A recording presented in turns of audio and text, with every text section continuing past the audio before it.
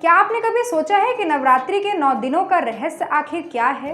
क्यों हर साल देश में करोड़ों लोग मां दुर्गा के आगे दीप जलाकर, व्रत रखकर और पूजा करके शक्ति की साधना करते हैं?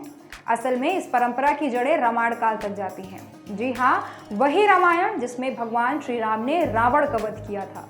पर क्या आप जानते हैं कि श्री राम को विजय प्राप्त करने का मार्ग किसने दिखाया? वो थे देवर्षि नारद। रामायण काल के युद्ध प्रसंग में एक पल ऐसा आया जब खुद श्री राम को भी संदेह हुआ, क्या वो इस महायुद्ध में रावण को परास्त कर पाएंगे? तभी नारद मुनि प्रकट हुए और उन्होंने राम को बताया शक्ति साधना का रहस्य, मां दुर्गा की उपासना और उपवास की परंपरा। आज के इस एक्सप्लेनर में हम आपको ले चलेंगे एक अद्भुत यात्रा पर, जहां जानेंगे कि नवरात्रि क्यों सिर्फ एक पर्व नहीं बल्कि श्री राम के विजय का आधार है। जानेंगे कि उपवास और साधना ने कैसे राम को वो आत्मबल दिया जिससे पूरी लंका हिल गई और रावण का अंत हुआ।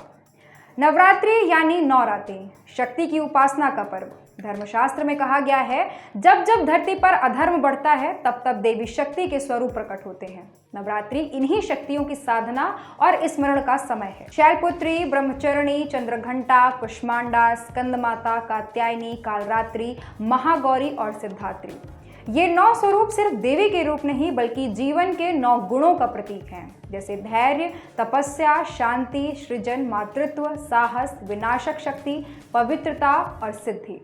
लेकिन सवाल ये उठता है कि ये 9 दिन आखिर क्यों? इसका उत्तर हमें मिलता है रामायण काल से। लंका विजय का समय आ चुका था। श्री राम वानर सेना के साथ समुद्र पार कर चुके थे।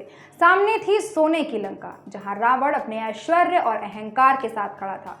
राम जानते थे कि यह युद्ध साधारण नहीं। रावण केवल एक योद्धा नहीं था बल्कि तपस्वी भी था, जिसने देवताओं से वरदान पाया था, जिसके पास बल, मायावी शक्तियां और अपार सेना थी। राम के मन में संदेह का बादल छा गया। क्या मैं रावण को पराजित कर पाऊंगा? क्या धर्म की विजय हो पाएगी?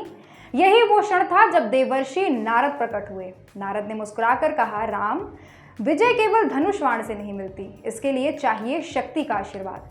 यदि आप मां दुर्गा की आराधना करेंगे, उपवास रखेंगे और 9 दिन तक शक्ति साधना करेंगे, तभी रावण का वध संभव होगा। राम ने तुरंत उनकी आज्ञा मानी। समुद्र तट पर उन्होंने वेदी बनाई और वहीं शुरू की नवरात्रि साधना।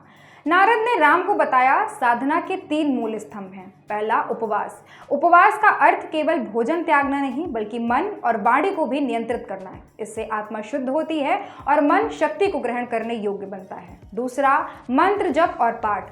राम ने दुर्गा सप्तशती का पाठ किया। प्रत्येक दिन देवी के अलग अलग स्वरूप का ध्यान और मंत्र जप हुआ। तीसरा, हवन और पूजा। अग्नि में आहुति देकर वातावरण को शक्ति से भरना।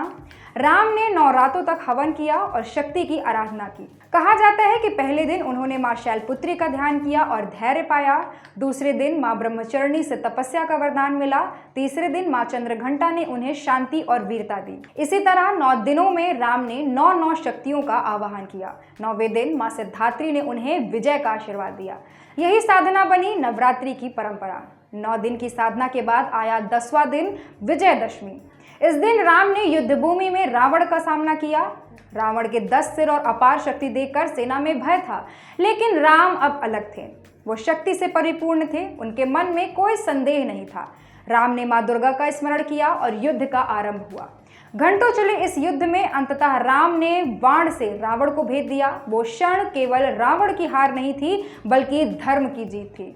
यही कारण है कि विजयदशमी को आज भी रावण दहन करके मनाया जाता है। रामायण काल से निकली यह परंपरा आज भी जीवंत है। नवरात्रि के उपवास का मतलब केवल भोजन का त्याग नहीं बल्कि नकारात्मक विचारों का त्याग, संयम, धैर्य और आत्मबल को साधना मानना, हर इंसान के भीतर छिपी शक्ति को जागृत करना। आज के समय में जब इंसान जीवन की चुनौतियों से जूझ रहा है, कभी करियर का दबाव, कभी रिश्तों की परीक्षा, कभी कठिनाइयों का पहाड़, तब नवरात्रि हमें याद दिलाती है कि शक्ति बाहर नहीं, हमारे भीतर है।